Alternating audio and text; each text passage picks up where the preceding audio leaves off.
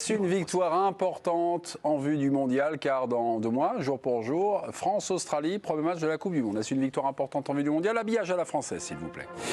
Giovanni Castaldi, oui ou non? Non. Non. Grégory Schneider? Oui. Oui. Ah. Saber Defarge? C'est un petit oui. Oui. Mal avec l'important. Éric Blanc? Moi, je dis oui aussi. Oui aussi. Ouais, importante, c'est un peu fort, je trouve. Non, c'est vrai, je suis d'accord avec Giovanni sur le côté. C'est intéressant, il y a des joueurs qui commencent à prendre un peu, qui s'imposent un peu plus. Donc c'est intéressant à voir, mais ouais, Importante, je suis pas... non.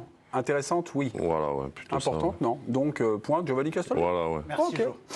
Et on file direction. Ah non, il a eu le bon prono. Ah non, point pour Greg. Ah non, Jo, tu ne peux pas calculer comme ça. On avait une sorte de petite question, une petite attente avant cette rencontre. Les Bleus restaient sur 4 matchs sans victoire avec 2 défaites, donc contre le Danemark et la Croatie. Est-ce qu'on peut déjà dire ce soir que ces matchs-là, ce gadin de juin, c'était dû finalement aux cadences infernales, au calendrier? Est-ce que déjà on peut avoir cet aperçu-là ou pas? Saber, Eric peut-être, avant de revenir sur le parti, ou pour revenir sur la partie d'ailleurs. Je trouve que c'est un petit peu compliqué de comparer en fait ces deux phases parce que c'était en fin de saison d'une part. Ouais. La majorité des joueurs peut-être ne souhaitaient pas en fait disputer autant de rencontres après évidemment avoir fait une saison à rallonge. Là, ce que je retiens de cette rencontre-là, c'est plus une victoire instructive. Quasiment à toutes les lignes, il y avait évidemment des interrogations avec la première de Bono Badiashile qui a été plutôt bon, qui a été plutôt propre. Le milieu de terrain, on y reviendra. Vous pouvez le dire, même Maignan, titulaire en l'absence de Lloris, Mike Maignan aussi, bien sûr. Joe. Le milieu de terrain avec Youssouf Fofana et Aurélien Tchouameni qui a tout simplement fait ce qu'on a vu avec l'AS Monaco la saison dernière, ce rouleau compresseur qui a écrasé la Ligue 1 sur les 9 dernières journées du championnat de France de la saison précédente. Et puis en attaque, je disais, il y avait quand même si ces trois-là, évidemment, on les connaît très bien, ils se connaissent très bien, il y avait quand même en fait finalement une animation aussi à de nouveau digérer avec ce passage en 3-4-3. Et puis Olivier Giroud qui répond encore une fois de la meilleure des manières après avoir été absent au mois de juin. Instructif quasiment dans tous les secteurs, même si il est vrai, ce n'était que l'Autriche en face, mais il n'empêche que moi je trouve qu'on a appris beaucoup de choses avant évidemment le mondial. On est sur le qualificatif, dans l'équipe du choix, rassurante, instructive, importante. Non, mais c'est vrai, peut-être qu'important c'est exagéré, mais moi je dis oui quand même, parce que imagine une défaite devant cette équipe, enfin... Bon, vu la qualité qu'il y avait, c'était inimaginable. Même à la mi-temps, il n'y en a pas un de nous qui a dit que l'Autriche allait gagner. Mais moi, j'ai été surpris, parce que au milieu de terrain, c'est magnifique, ces deux là. Tchouameni et puis Fofana, mariés au premier regard, c'est clair.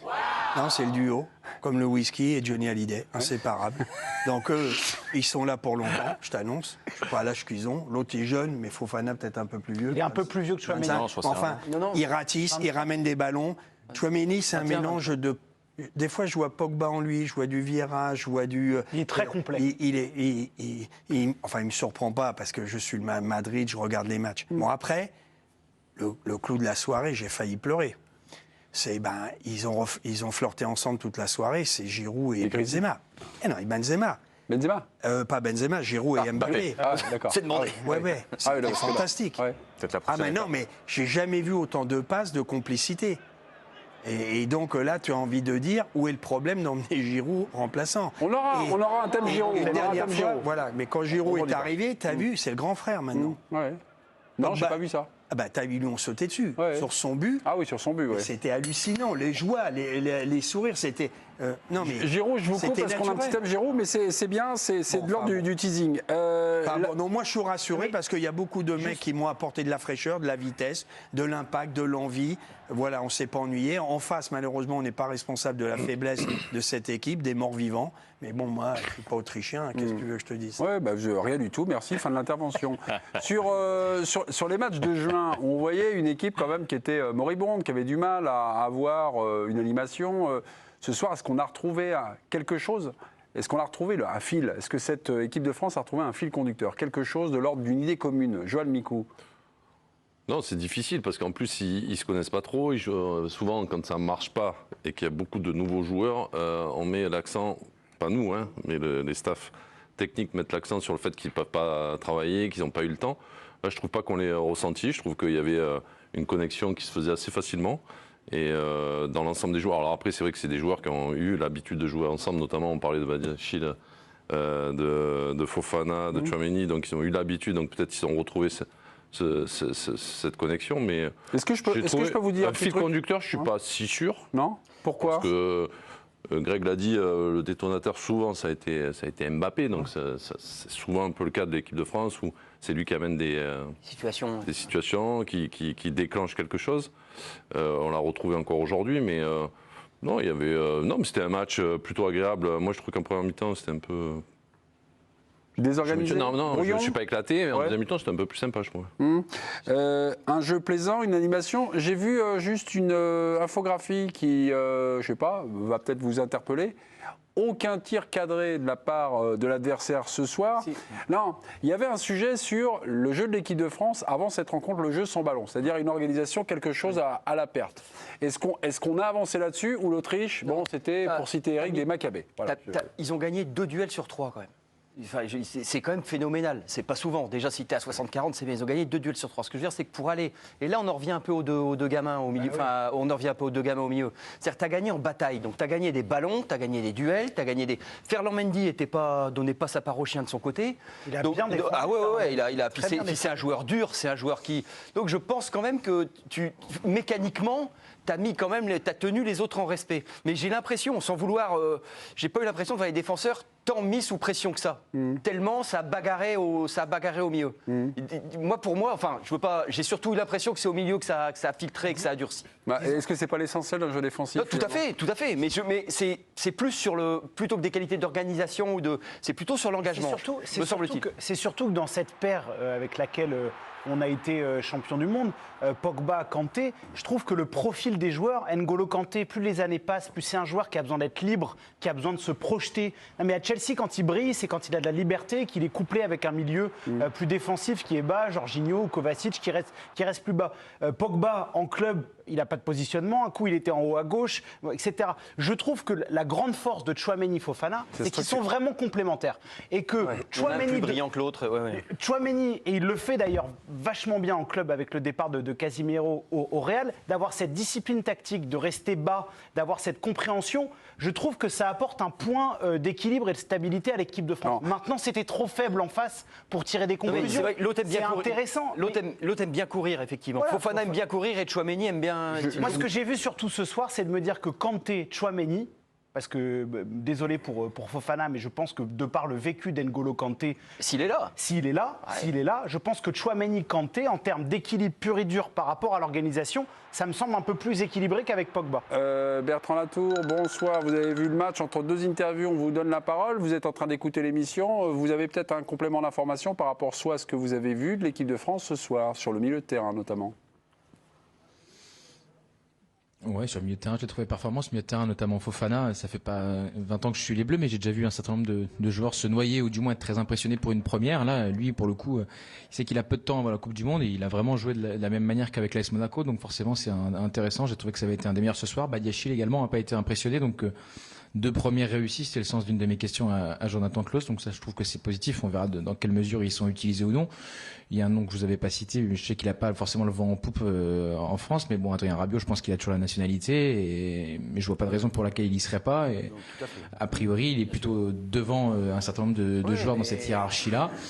Et j'ai bien aimé l'association des 3 de devant. C'était pas toujours gagné, et j'ai trouvé que ce soir le match des 3, globalement, parce que sur des points individuels, il peut y avoir à redire, mais j'ai bien aimé le fonctionnement des 3 de devant.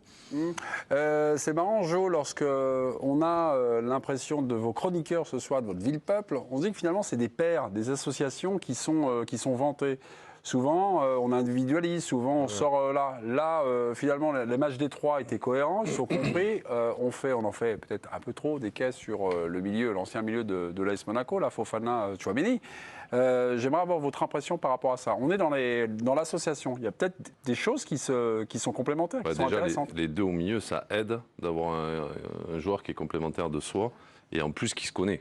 Donc là, quand Fofana il arrive, il a l'impression d'être à Monaco et de jouer. Il se retourne, il y a Badiachil derrière. À côté, il y a Tchouaméni, il se retrouve comme... donc ça aide forcément. Il n'y avait pas baigné d'air devant. Non, par contre, il n'y avait pas baigné. Mais ça aide, et puis c'est vrai que, comme dit Bertrand, je trouve qu'il a été à l'aise, comme Badiachil, j'ai trouvé aussi pareil, à l'aise, serein, pas comme s'ils arrivaient en sélection, comme s'ils étaient dans leur club. Et ça, c'est une vraie force quand même, mentalement. Mais on en revient toujours à la même chose, c'est-à-dire qu'ils n'ont pas été trop bousculés devant. Au milieu de terrain, il n'y a pas eu non plus de la grosse qualité pour être inquiété quand ils n'avaient pas le ballon. Donc tout ça, après, c'est à revoir. Mais en tout cas, c'est un bon premier match pour certains. Et après, le trio aussi, devant. L'attaque, ouais. Ouais. Moi, je pense que ça dépendra tout le temps de l'attitude, du comportement d'Mbappé. À la perte? Bien sûr. Non, dans le jeu même Dans le offensif. jeu. Là, ce soir, c'est vrai que c'est assez exceptionnel pour le souligner. On a l'impression Mbappé cherchait constamment Giroud. Et je trouve que ça peut le servir à lui et ça peut servir à l'équipe. Et en plus, l'animation offensive, elle devient très cohérente Plus fluide. et tellement diversifiée. En plus, avec les qualités qu'il a, il peut aller seul, il peut aller s'appuyer. Donc après, ça devient presque indéfendable face à lui. Et en plus, Griezmann qui retrouve un peu de jambes. Donc ça peut être que bien, quoi. Ça, c'est votre grand dogme en attaque pour les gens qui nous regardent. C'est le principe, on va dire, de l'alternance, de ne pas systématiser finalement ces prises de balles et de faire toujours la même chose, d'avoir des solutions individuelles. Éric Blanc. Pour Mbappé, ça n'existera pas. Sauf pour des fins de match et Benzema. Eh ben, c'est déjà pas mal.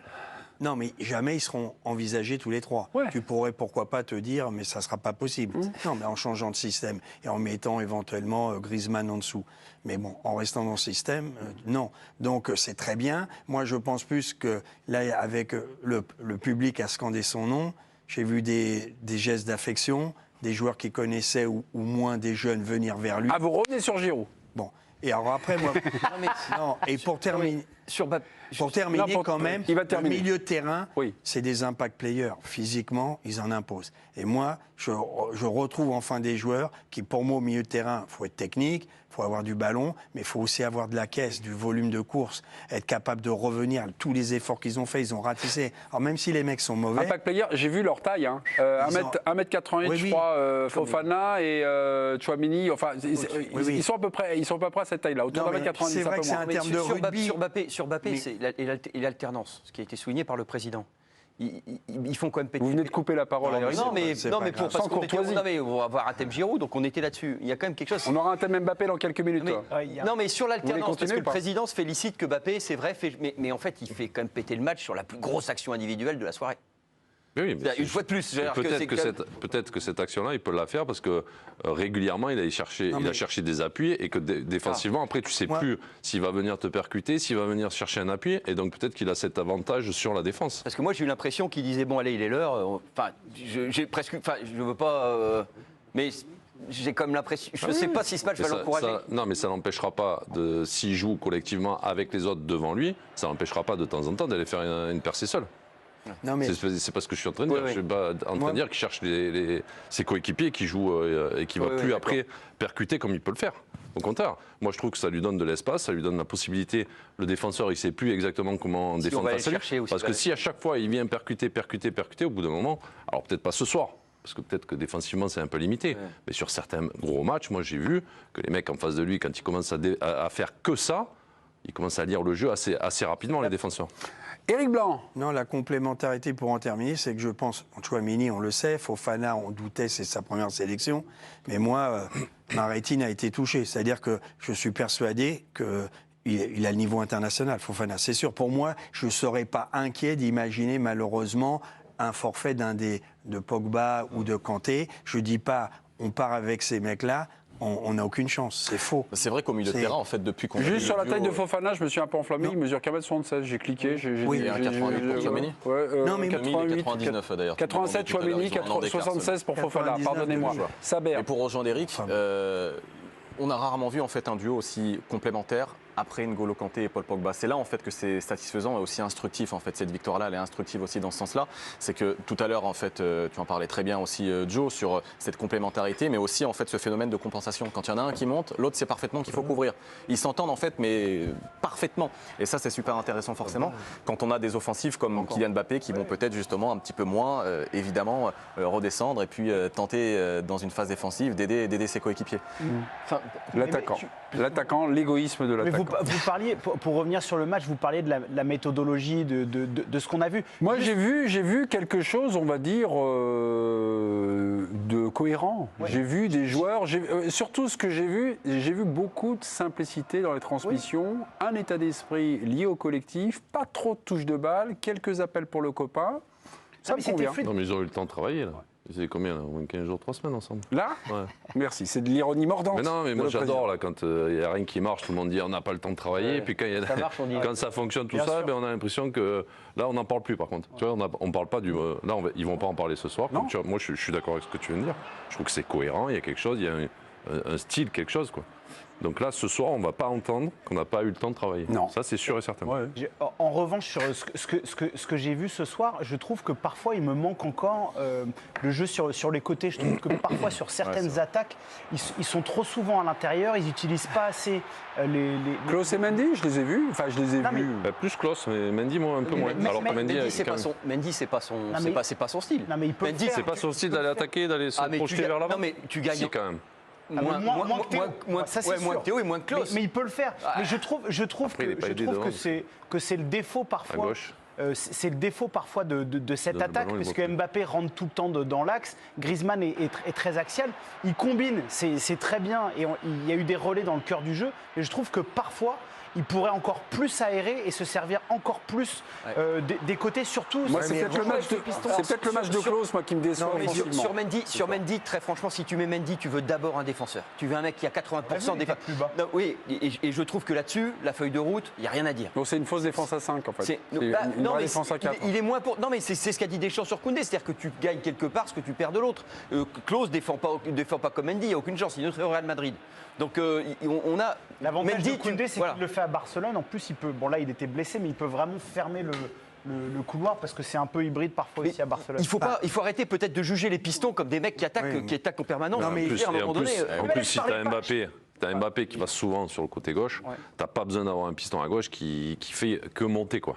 Parce qu'il Ah, mais quand il va être pris par l'espace d'Mbappé quoi. Non, mais je trouve qu'ils ont, et parfois ils ont le même défaut que le Paris Saint-Germain avec Neymar, Messi et Mbappé. Ils sont tout le temps sur l'axe alors qu'ils ont des pistons.